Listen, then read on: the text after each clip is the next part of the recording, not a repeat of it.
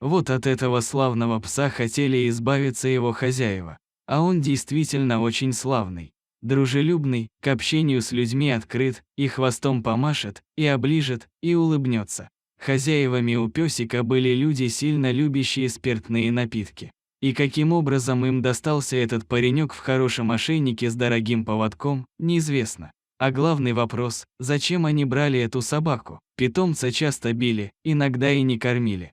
А после просто привели в ветклинику на усыпление, оправдываясь тем, что нет денег на еду собаки. О том, чтобы отдать песика в хорошие руки, даже никто не думал. В отлов у частных лиц собак не берут, на улицу выкинуть нельзя, он же возле дома будет сидеть и лаять. Так что выход из ситуации – усыпление. Разумеется, в клинике отказали. Тогда собаку привязали к ручке входной двери и ушли. Оставленного паренька назвали Твист. Ведь он прикольно вилял не только хвостом, но и всей задней частью туловища. А еще он умеет улыбаться, показывая верхние зубы. На поводке, понятное дело, ходит просто отлично.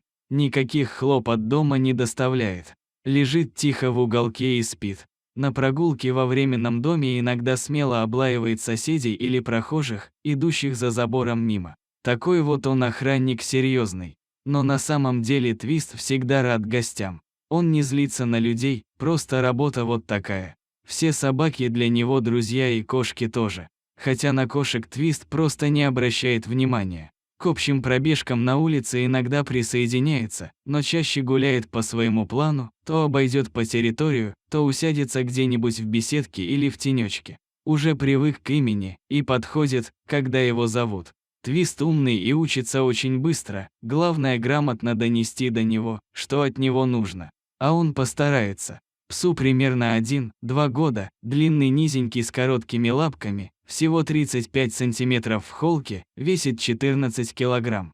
Добрый, спокойный, поладит с любыми животными.